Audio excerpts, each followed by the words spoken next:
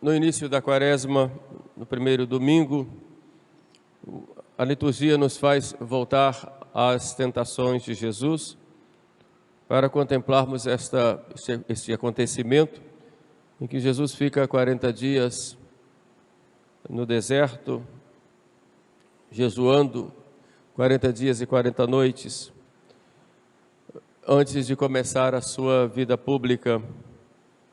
Isso já nos ensina que antes de nós começarmos uma grande ação importante na nossa vida, devemos antes parar para implorar a misericórdia, o amor de Deus, para que nos conduza. É muito difícil nós vermos o fato de o homem moderno quase não parar para pensar, para refletir a respeito de sua vida. A tendência é agir sempre por impulso, e aí fica a primeira lição. Não podemos querer as coisas de uma hora para outra. Por isso, por exemplo, o casal, quando está se preparando para o casamento, deve ter um tempo para um discernimento, para que se conheçam um ao outro, olhem qualidades, defeitos, e não se deixem levar por uma paixão que não pode ser causa ou motivo de uma decisão tão importante para toda a vida.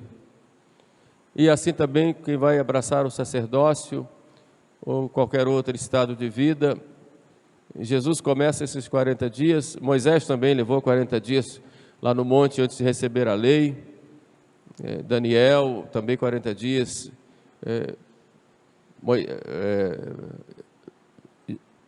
Elias 40 dias no deserto. 40 é sempre o número da totalidade, e aqui Jesus fica 40 dias também, jejuando noite e dia. Mas depois aparece o tentador, e essa é a segunda reflexão que nós fazemos. A figura do tentador é uma constante na história humana. Já no início da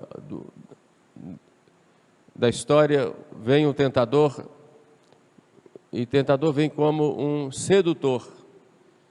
O demônio entra numa serpente e tenta Eva, e vem com palavras meio adocicadas. É verdade que Deus proibiu vocês comerem do fruto de todas as árvores? Evidentemente o demônio sabia que não era isso, mas ele vem com palavras doces, vem como anjo de luz para nos tentar. E a figura do tentador é sempre comum na vida humana.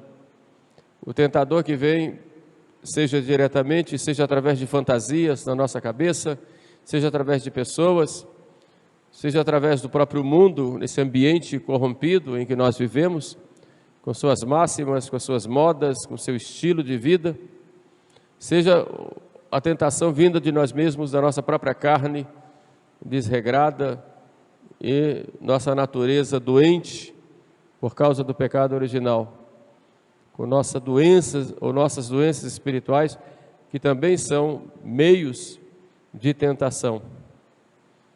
A figura do tentador, como eu disse, é uma constante na vida humana. E como é que nós vamos vencer a tentação? E esta é a grande lição que Jesus nos dá. Em todo ato humano tem uma tentação e tem uma graça. E tem dentro de nós a livre decisão. O que é que eu quero na minha vida? O homem é livre nas suas decisões. E ele só se torna escravo quando ele peca. E o que é a liberdade? Liberdade é a capacidade que nós temos de escolher entre uma coisa e outra. Liberdade psicológica é isso. Liberdade moral é a capacidade de escolher entre uma coisa e outra o que é melhor para eu alcançar o meu fim último. Então, nesse sentido, ninguém tem liberdade para errar. O erro não é fruto da liberdade. Não existe liberdade para pecar, porque o pecado é um abuso da liberdade. Daí nós temos que saber usar bem da liberdade que Deus nos deu porque nós somos resgatados pelo sangue de Jesus. E quem é resgatado pelo sangue de Jesus tem que procurar ter uma vida unida a Ele. É evidente que a luta é grande. Esse tentador e essa tentação vem e começa sempre como uma sedução, um convite. E convite pode vir de diversas maneiras. Depois vem um certo deleite. Faz isso que é bom. Todo mundo faz. Isso era pecado antigamente, agora não é mais. A igreja hoje evoluiu. Quantas vezes a gente ouve dizer isso? Não, isso não é mais pecado, não. Imagine, antigamente dizia que isso era pecado, agora não. Isso, em matérias de moral, a gente vê muito liberalismo nesse sentido. A chamada moral de consciência. Se você não tem consciência, não é pecado.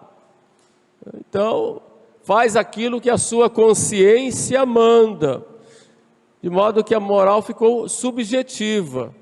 Se você acha que é pecado, é pecado. Se não acha, não é. É a chamada moral de consciência. Ou a chamada moral de situação. Naquele momento havia necessidade de fazer isso, eu fiz. Quer dizer, o que não tem mais uma moral objetiva. É aquele momento que me leva e eu sou eu e minha circunstância. Então, onde é que está a objetividade da lei? Nós temos a lei de Deus, que a lei pode ser a lei natural ou a lei revelada. Lei natural é aquela lei que está dentro de nós mesmos.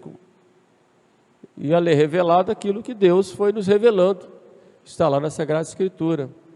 Mas tudo é lei de Deus. E é uma coisa objetiva. A aplicação pode ser subjetiva, mas a lei não. A lei é objetiva. Isso pode, isso não pode. E em cada mandamento da lei de Deus, tem lá uma parte positiva, isso pode fazer, e tem uma parte negativa, isso não pode. Então nós temos que procurar conhecer essa lei para sermos felizes. Uma vez chegou um jovem para Jesus e perguntou: mestre, o que é que eu devo fazer para alcançar a vida eterna? E Jesus disse: obedece aos mandamentos.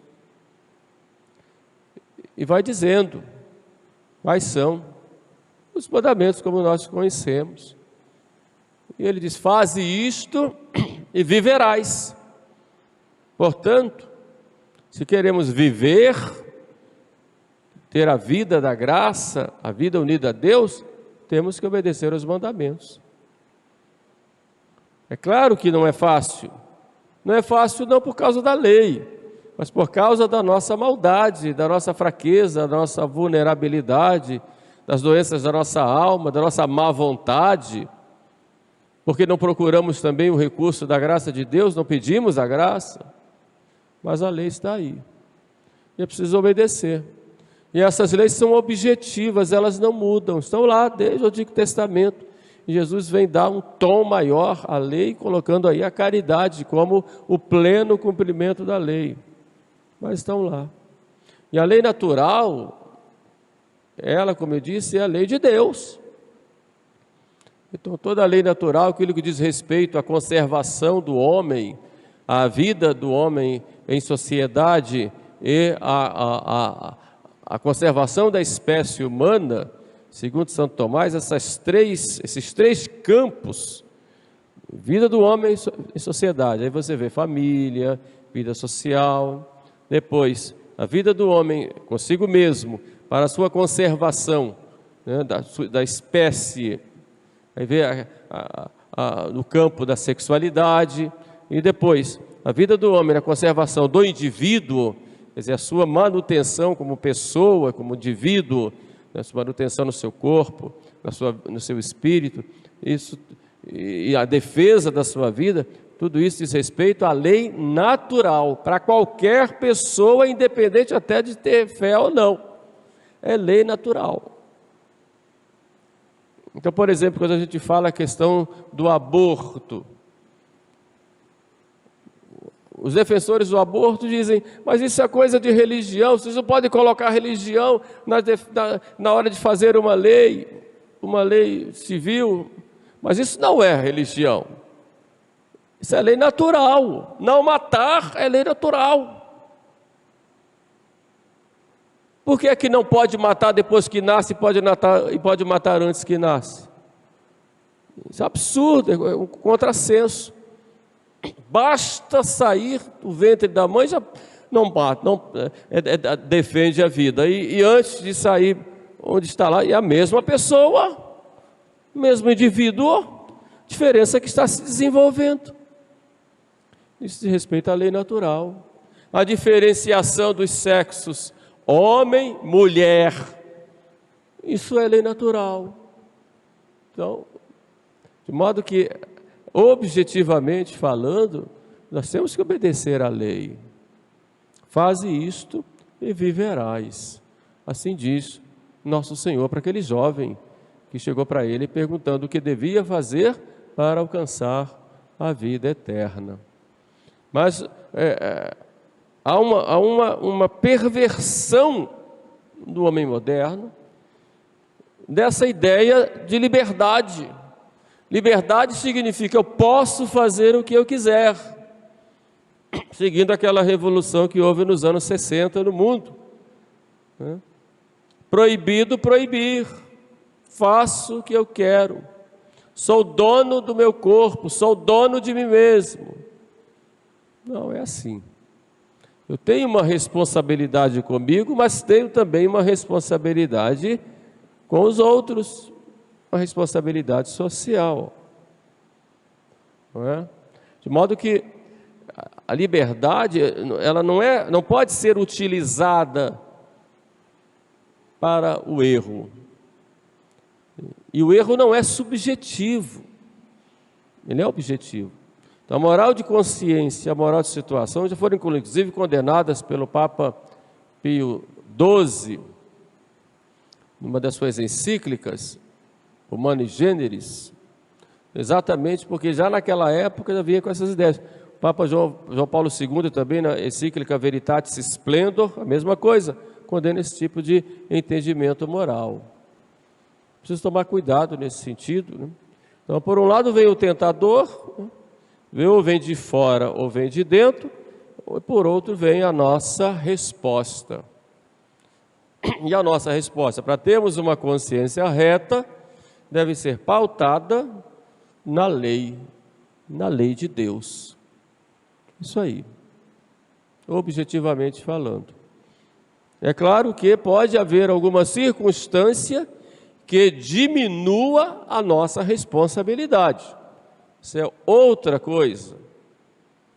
Se por acaso eu estou agindo por medo grave, estou agindo numa coação, não estou plenamente consciente, estou no caso de uma ignorância invencível da lei, aí é outra coisa.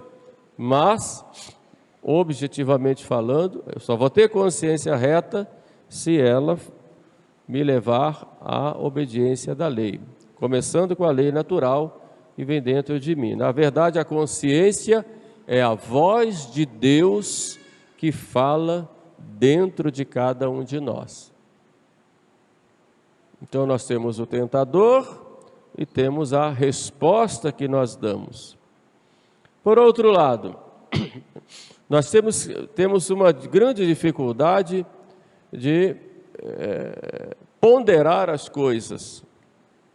O homem moderno quase não pensa, é um tanto animalesco, né?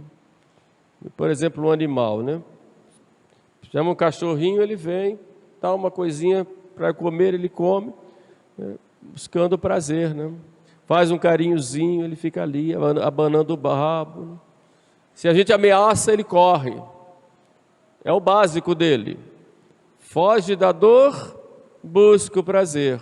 É assim. O ser humano também tem isso. Foge da dor, busca o prazer. Mas isso é o nível mais baixo do ser humano. Fugir da dor, buscar o prazer. Porque nós somos mais do que os animais, nós temos uma alma. uma alma imortal, somos imagens de Deus, nós somos seres racionais, somos dotados de razão, de inteligência e capacidade de discernir as coisas. Nós somos como os animais, somos mais do que isso.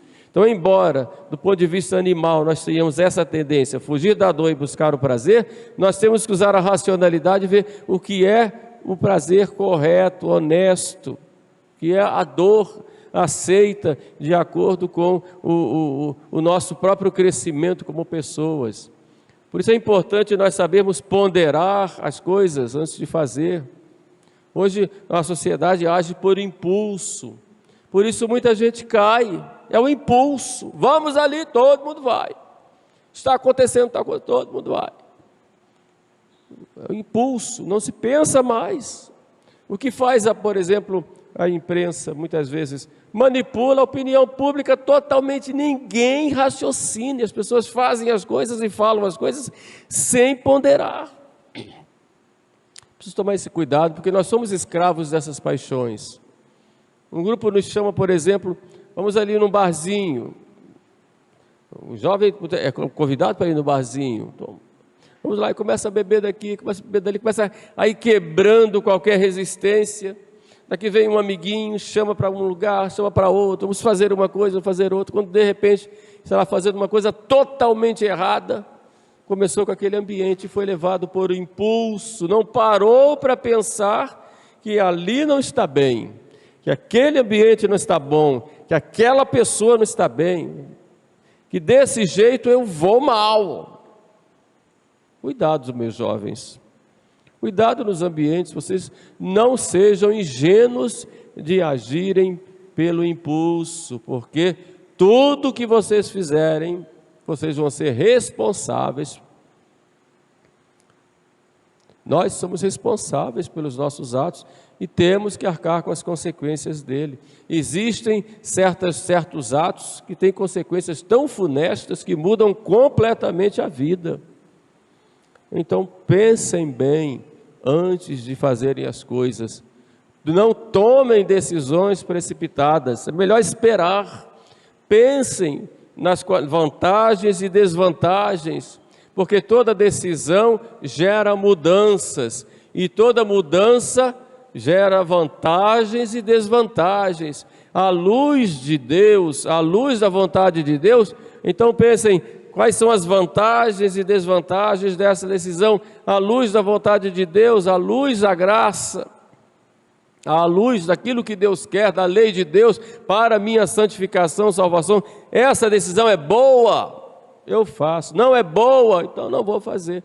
Mas ninguém vai poder fazer isso se vive no impulso. No impulso, não pensa. É animalesco isto. Foge da dor, busca prazer. A gente aprendeu no ginásio, né? Quando tinha ginásio, né?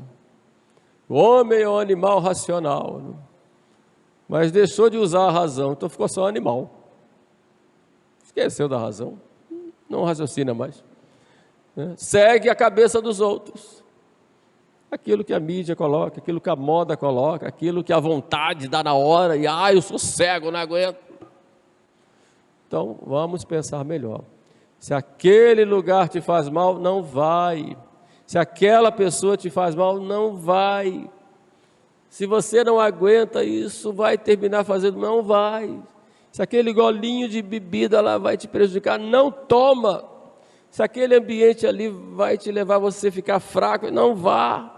Se aquele programa está ruim, não faça. Cuidado. Senão você vai ficar como um animal irracional, pior, porque o animal ainda segue o instinto dele, ele não tem consciência. Depois você vai cair, vai ficar mal, vai ficar para baixo, né? Vai ficar com aquele sentimento de vazio, porque você foi criado para coisas mais altas e foi lá para o fundo do poço. É exatamente isso que Deus não quer para você. Por isso que disse Jesus, nem só de pão vive o homem, mas de toda palavra que sai da boca de Deus. Por isso ele diz, não tentarás o Senhor teu Deus, e só a Ele adorarás, só a Ele servirás. Que esse tempo de Quaresma seja para nós um tempo de reflexão sobre nossas vidas, sobre nossas dificuldades, nossas limitações, né?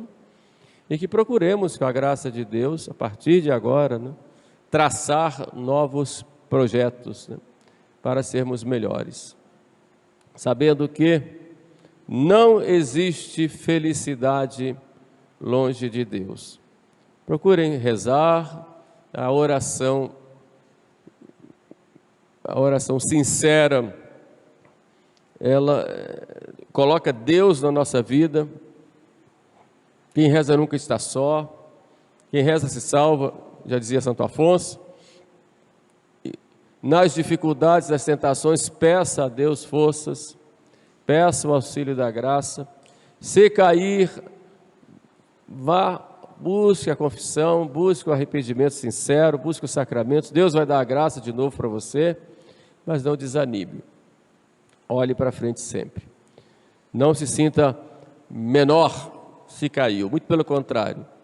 Sinta-se digno, filho de Deus e digno do perdão. E é claro que Deus é bondoso, misericordioso e quer ver a sua boa vontade. E com essa boa vontade Deus vai te perdoar.